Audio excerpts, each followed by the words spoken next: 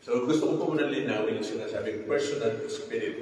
So pag sinabi mong personal spirit, okay, ay kung titignan mo ang tao, may makikita ka eh. Okay? And then not only that, pag sinabi mong personal spirit, he can communicate. He can have relationship with others. Okay? And then, pangatlo, ay pwede po na halimbawa yung aking ilan sa mga karakter ay pwede kong maihawa ang ilan sa inyo. Okay? So doon po sa third, ano na yun, doon po tayo sa sinasabing communicable attributes of God. Okay? Yun po yung mga character of God na this time, pwede niya pong ibigay sa mga tao na ginawa niya. Okay? Yung una nating pinag-aralan, absolute God lahat yun. Wala kang makikita sa hindi God na being nung mga attributes natin. Like for example, ano yung unang-una? Self-existence of God.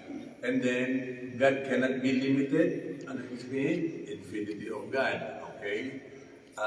God is spirit. God is kapag hindi nagkakasala ang Panginoon, hindi siya pwede magkasala. Impeccable. Okay? So yun, puro kay God lahat yun. Wala kang makikita gano'n sa tao. Or even, wala kang makikita sa ibang creation. Okay? As a matter of fact, na sabi natin, hindi pwede gumawa ang Panginoon ng panibagong Diyos or ng isa pang Diyos. Okay? Kasi ang isa sa mga karakter ng o attribute ng Panginoon, yun nga, yung self-existent. Walang nag-i-create sa Kanya. So kung na-i-create, hindi na Diyos yun. Nakita po natin. So yun po yung pinag-aralan natin last week. So ito naman po ngayon na sinasabi, this involves mga different mga attributes ng Panginoon kung saan we can relate. Okay, we can relate. Nakaka-experience tayo. And sometimes, hindi lang sometimes, meron din po tayo. Small degree, pero meron din po tayo nung galing sa Panginoon. Remember, nung siya po ay nagbigay ng buhay, okay, ang isa sa mga part, later makikita natin yung pag nag-aaral tayo, yung spirituality ng tao. Okay? So, nabahaginan yung putik na yon ng ilan sa mga attributes ng Panginoon. God decided, God wanted na some of His attributes ay makita rin sa bawat isa sa atin. Okay? So that makes God as a personal God. Okay? Ginawa niya na ang tao ay talagang marapat lang na magkaroon ng isang napakagandang relationship with Him. Relationship na talagang gusto niya ay hindi magkakawalay, hindi tayo magkakahiwalay. Okay? Kaya lang, wala tayong gagawa. Nagkahiwalay na nga. Bakit? Ba't nahiwalay? Kasalanan. Okay? Yun ang essence of death. Lahat ng tao ay patay. In what sense na patay? Nagkakaroon ng pamilya, nandito, tumaatin, kumakain. Sarap pang kumain minsan eh. Di ba? Minsan nakakatatlong plato, nakakagalaw, nakakakilos, ng kung ano-ano. Yet, in the eyes of God, patay. Paano patay? Anong meaning natin ng patay? They are spiritually separated. They are separated. Okay? Wala tayong magagawa. Talagang separated yun, ha? Therefore, kung separated, yung tao walang magagawa. Ika na para maka-fellowship ng Diyos. Wala.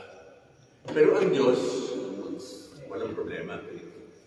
Okay? Kaya nga, in that sense, tinatanong ng Panginoon, paano po bang masave? Ano sagot ng Panginoon? For many, it is impossible. Pero with God, everything is possible too. Okay? Paano mo alam na ikaw ay saved na? Yung tanong mo. Saved na ba?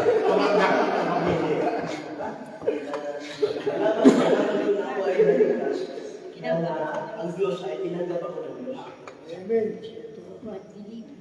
Bakit siya? Tinanggap ako ng Diyos. Sino evangelist ng Diyos? Sino evangelist ng Diyos? Oo. Saan ka niya? Pastor, kaya pala sabi nun ng Diyos na, Adan, nasaan ka na ngayon? Ibig sabihin, hiwalay pala. Hiwalay pala yun. Patay na siya. Oo. Okay, separated na siya with God. Okay. Alam mo kung paano mo malalaman na ikaw ay saved? Yung nangyari dito sa atin last week. Okay. John 1 verse 12. Yun lang ang alam. Okay. Then nakita mo, dahil nagbagay ng napakagandang example ko Diba? Sumasakay na. Sumakay niya na. Wala naman siya tinatanggap. Hindi, tuwa-tuwa ako, personally. Tuwa-tuwa ako. Kasi, kumbaga parang naborn na din ito Itong ating kasama. Anong tanong yan? Bakit ngayon ko lang nakita? Doon lang siya nabulat. Hindi naman. Mga enlightened lang. Enlightened lang. Okay. Na-enlightened lang. What will? Interesting dapat. Gano'n. Talaga? Okay. Extended yung class namin. Ay, talaga hindi makalimutan yung sumailan. Okay. Minsan yung actually, yun yung nakakalimutan ng maraming pastors. Yung sumaiyo ang kaligtasan. Okay. Wala ka kasing magagawa para tumanggap. Wala. You're dead. Okay. Pero just because of God's, kaya nga, ang salvation is not because of God's love. Huwag natin gagamitin. Because God loved me, I was saved. Wala akong sa Bible. Pero because of God's grace, because of God's mercy, I was saved. Yun po ang proper. Yun po ang mas biblical. Okay po ba? Medyo dinigising lang natin lahat. Okay? Meron po bang mga gusto mag-comment? Very good. Parang may tanong yung isip nyo pa. Parang question mark. So anyway, dito po ay may makikita tayo. Maski patay ang tao, maski hiwalay ang tao kay God, meron pa rin kasi paano ay sabihin natin attribute ng Panginoon na makikita sa bawat isa sa atin. Okay? Hindi exclusive itong attributes na ito na pag-aaral natin kay God. Okay? Hindi exclusive. Pero supposedly, primarily, it is of God. Itong ating titignan na ito. Okay? Pero sa kaguntihan ng Panginoon so that He may be able to relate with us. Okay? So that we can be able also to do kung ano yung kalooban niya. He has given each and every one of us a measure of these attributes. Okay? So dapat ay nakikita niya sa bawat isa itong bagay na ito. Number one is the spirituality of God. Okay? God, of course, is a spirit. Ano pa ba ang sinasabing spirit? Bible. Angels are spirit. So you're not talking of yung beings. Diba? About the word itself. The word is spirit. Diba? That is the truth na dapat natin makita. However, each and every one of us ay meron spirituality, meron din spirit. Okay? Now, pag tinanong, ano-ano ba ang anong tawag ito? Ano-ano ba ang substance? What makes men? Ano-ano ang part ng men? Na alam natin. Body, spirit, soul, spirit. Diyan, body, soul, spirit. Luwag. Laiko kami, laiko. So kapag yung tatlo nandoon, trichotomic ang tawag doon. Trichotomy. Okay? Ano yung sabi mo? Daiko kami. Ako? Body spirit. Body Spirit. and spirit. Apo. So, dichotomy ang tawag doon. Dalawa lang. Okay? Okay, meron kong ganon. I cannot deny that. Okay? Etong tanong ko na lang po. Pagka namatay ang isang tao, okay? Lagyan natin, sige, Christian. Pag namatay ang Christian, ang kanyang katawan, yung body, sa pupunta. Lupa. Lupa. Babalik sa lupa. Okay? How about yung spirit? Saan pupunta? Langit na ba? Sa Diyos. Haharap sa Diyos. Hindi natin. Okay. And how about the soul? Saan pupunta? How about yung soul? Okay. According to trichotomies, body, ang problema, pupunta sa kanang lupa. Okay, may kanta pa yan. Babalik sa lupa. And then ang spirit, pupunta kay God. And then, yung kanyang soul, pupunta. Pupunta sa impyerno. Kung hindi man ng palataya. Ganun ba? Magulang buhay yun. So, meron sa Magulang langit, buhay yun. meron sa impyerno. Kung trichotomies. Ano po ba yung Hades? Okay. Ito siguro yung sinasabi ng isa, sisigaan. Pangatong. Ganon. So nakikita niyo po yung problem. Okay, nakikita ba natin yung problem? How about kung dalawa na lang muna gawin natin? Body, saan? We agree naman with that, ano? Na nasa lupa rin, babalik. How about spirit or soul? Hindi natin kakita and soul. Rather, spirit or soul. Paano din? Kung Greek ka, Greek mo lang problema. Okay? Compound.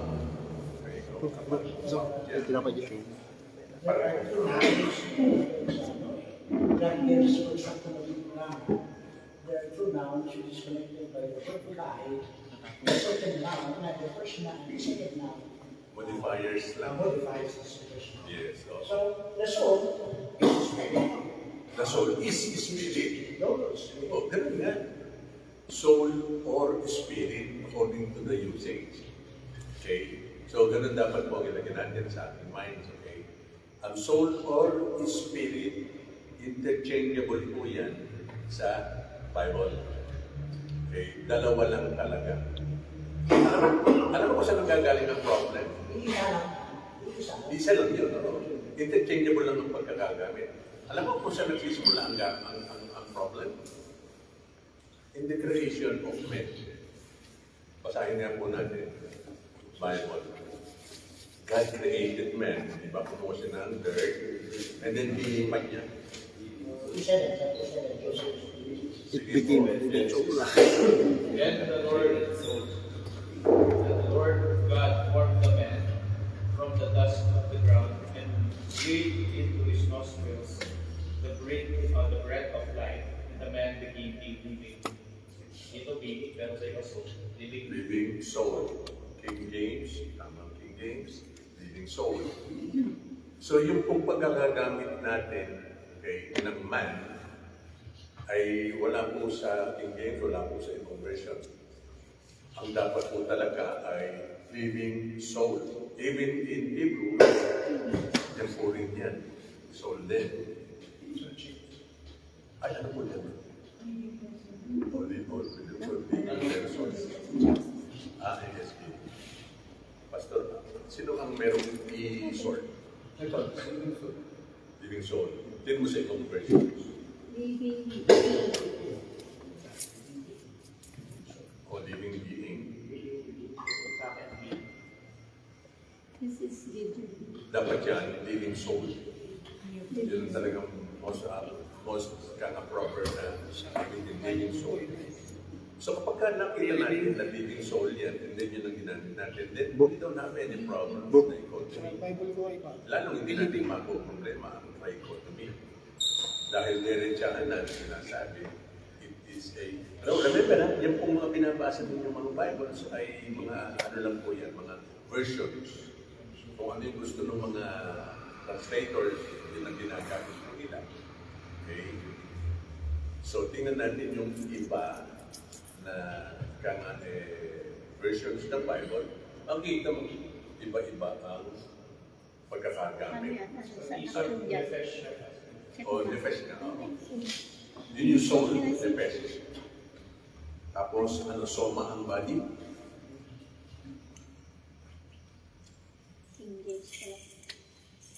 So, pag sinabi mo nefesh, ay soul yan. Soul. Hindi yan pwedeng maging living being. Okay? Soul yan talaga. Nefesh. Okay? So anyway, ang pinag-uusapan po natin yung sa tao. When God created man, okay, yung pong spirituality ay meron po tayo. As a matter of fact, very, very much needed po yun. Okay? Because of that spirituality, nagkakaroon ng ability ang tao to be able to correspond to God. Okay? Kung wala yung spirituality natin, wala. Lahat tayo, wala tayong Diyos. Lahat tayo hindi natin alam, hindi tayo magiging conscious na mayroong Diyos. Okay? Hindi po ba dapat magkaganon ang tao at ang Diyos? Okay? Kaya lang, ang nangyari is, nagkaroon ng paghihiwalay. So, mas hihiwalay na yung katawan ng tao o yung tao mismo, he is still conscious, okay, na mayroong isang being, hindi niya na ma-identify what being this is, okay, na kulang siya. Mas madalas, ang nararamdaman ng tao is yung vague na void. Void siya. Alam na may kulang, pero hindi niya alam, hindi niya ma-identify kung ano yung kulang na yon. Why is that? Yung spirituality part ng tao. May tanong po ba tayo? Yun yung kaluluwa, Dok? Kaluluwa? Ha? Yung kaluluwa? Ay, yung soul? Spirit lang. Pero yung, how about yung Kasi anima? pagka sinabing kaluluwa, ang mindset ng tao, yun yung soul eh. Okay? Ngayon, kung ang kaluluwa mo, you can admit na ito yung soul, and at the same time, yan din ang spirit. Okay, go. Okay. Pero kung ang mindset mo, puno ka pa rin ng kaluluwa, ay ang kaluluwa natin, yun yung nakikita natin sometimes. Kaluluwa. Puti-puti. Di ba? Minsan nakikita ko sa mga palabas, namatay na yung tao, nakahiga, tapos sa ibabaw niya, mayroong parang sigarilyo, nasok na sigarilyo. Yan ang gandang isip ng tao eh. So, alisin muna natin yung basurang ganon. Okay? Pag sinabi mong spirit, ano sabi ng Panginoon sa spirit? Nung nag-uusap siya, tsaka sa John 3, si Bartimaeus. Hindi si Bartimaeus po. Bartimaeus. Ay, yung bulang ko dito. Nicodemus. Sorry, tanda ko na kasi. Ay mo lang lang. Nicodemus yan. So, kung sinabi mong spirit, can you see spirit? Can you feel the spirit? Can you hear any spirit? Yung meron nakakarinig, yun na sinasabi niya, yung kaluluwa, bumalik. Paano joke yung I wish above all things Yes. that That you prosper. Now, marami yun, actually. Meron pa sinasabi kanina, spirit, soul, and body, di ba? Tingnan mo ang context. Is it the word?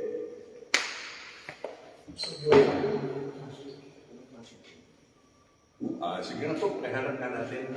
Spirit, soul, and body. Spirit, soul, 5:23 na. copy. First Thessalonians. 1 Thessalonians. Okay. 5:23. Hebrews. Okay, Hebrews. Hindi, mas maganda yung Hebrew siguro. Or 12. Date sa mga.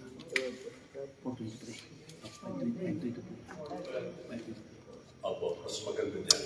Mas okay. At saka mas madaling makita. Sige po. Hebrews chapter 4, verse 12. See to it, brothers and sisters. Okay. So, for the word of God is alive and active, sharper than any double-edged sword. It penetrates even to dividing soul and spirit, joints and marrow.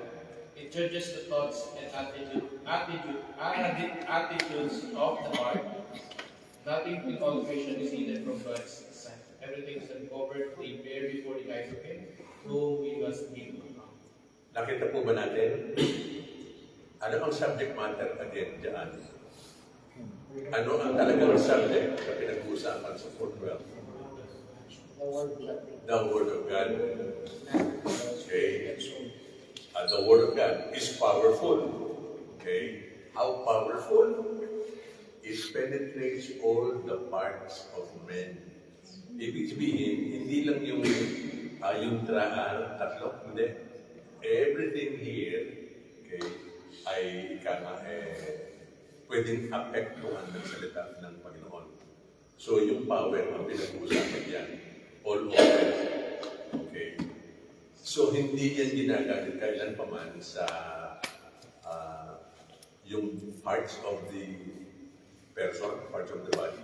Hindi kailan. Gagawin natin yung tingnan po natin yung sinabi na penetrates the dividing soul. Tingnan mo sa explanation, Joints and marrow. joints and marrow. You can see that the joints and marrow is the one. Isa yun, hindi na nakahiwalay yung joints at saka marrow. Nagulungan. So, di ba ito, ibang kanita ito eh. Okay? Ulam namin mo sa yung ano ba bulam. Yun ang dapat para makita natin yung bones and marrow. Also,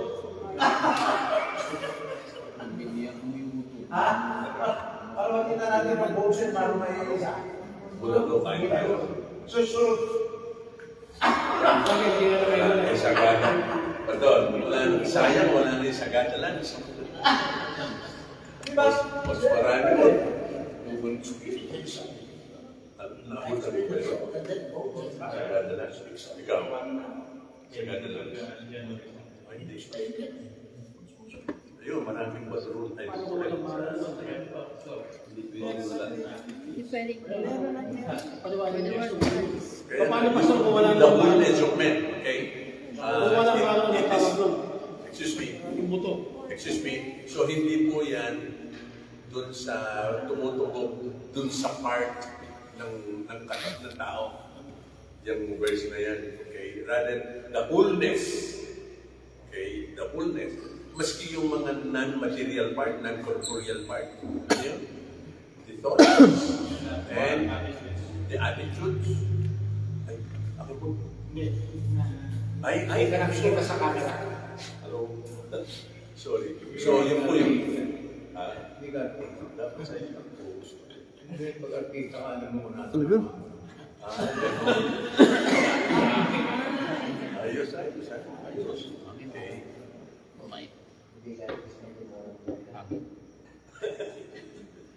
Paano mo pag-iiwalayin yung soul and spirit? Hindi mo pala siya pwede pag-iwalayin. Yung sa... nung ginawa ng God, yung tao, there are just two elements, kumbaga that were mentioned. Okay? The first one was the dirt. Di po ba? Yung lupa. And then the other one is what? The breath of God. Okay? So yung dalawa na yun, nung nagsama, okay, he became a living soul. So doon po sa area na yun. Living soul. Sir, yung question niya, parang sabi niya kasi, even to dividing soul and spirit. So kung iisa lang yan, how can you divide? Okay. Ayos. Para sa'yo. Sabi ko, para mana sa kanya. Hindi nangyari na rin, hindi ba? Last week. John 1, 12, Next year, sa susunod. O yan, ngayon siya. Sunday Maro, isa naman. Yes. Okay. So, the efficacy of God's Word, okay, affecting the whole part ng ating buhay. Hindi lang katawan ng ating buong buhay. Okay? Kaya ang nangyayari sa practical, pagka ikaw ay nagkaroon ng buhay, God, yung hatred mo dati, nagiging loves mo na. Yung loves mo dati, ayaw mo na. Okay? Kumbaga, nag-work ang Word of God sa atin. Okay? Ano ba yung dati mong life na ngayon ay ayaw mo na?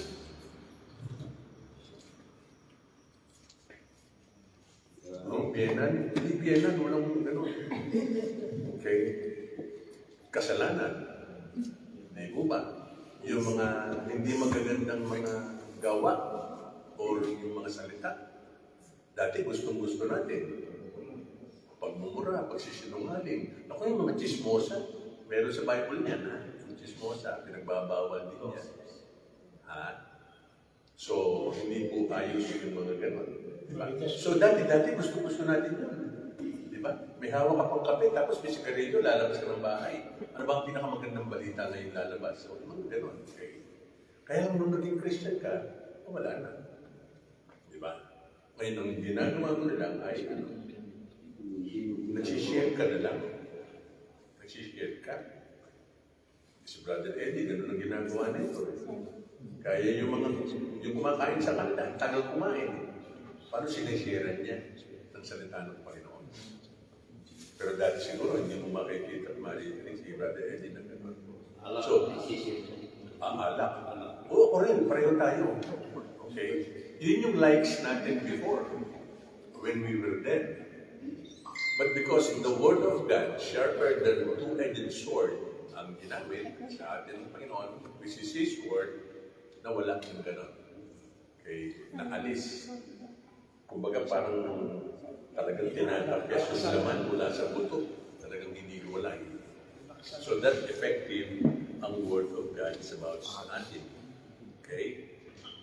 Now, pag sinabi mo, spirituality of God, theology stresses the fact that God has a substantial being, all His own and distinct from the world, and that this substantial being is immaterial, invisible, without composition or extension. So ito yung description ni God. Okay? Ano natin dito? God has a substantial being. So pag sinabi mong being, talagang pagka halimbawa, kunyari, you have the ability to see God. Pag nakita mo ang Diyos, talagang makikita mo na sasabi mo, He is God. Okay? And ang mangyayari is, lalabas sa atin yung talagang proper na attitude before God. Okay? Substantial being. On His own and even distinct from the world. And this substantial being is immaterial, invisible, without composition or extension. So says God. Okay? However, men are also like that. Originally, dapat ganito tayo.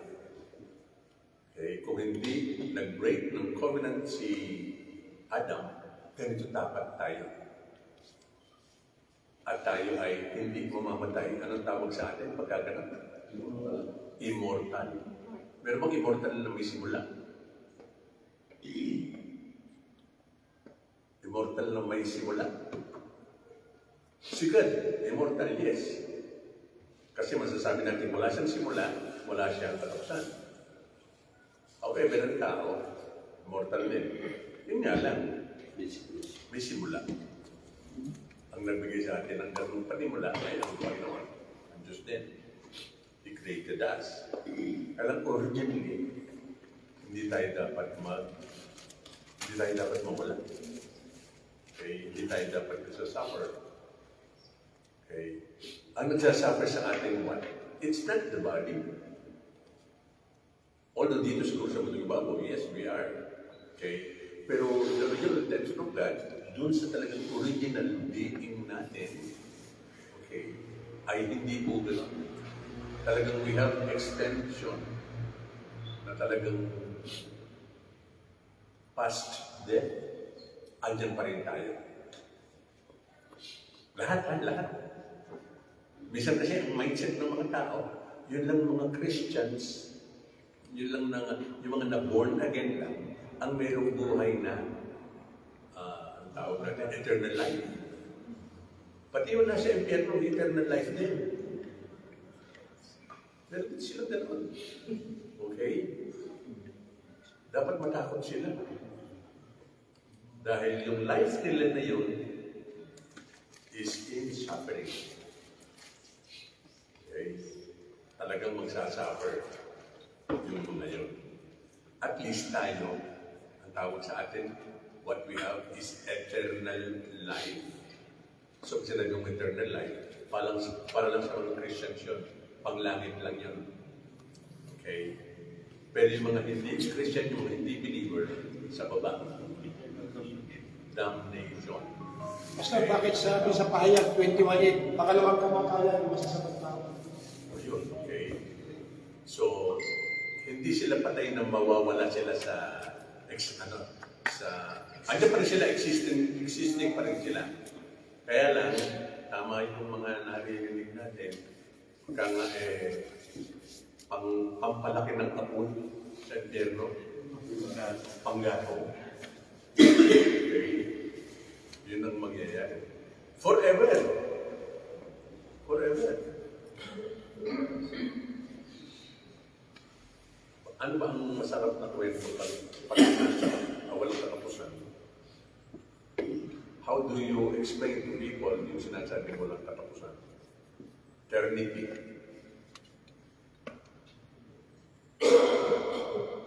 Paano mong iyan? Walang katapusan. Ganun lang. Parang ano lang, ang babaw di ba? Parang baliwala lang. Pasok dito, labas dito. Okay?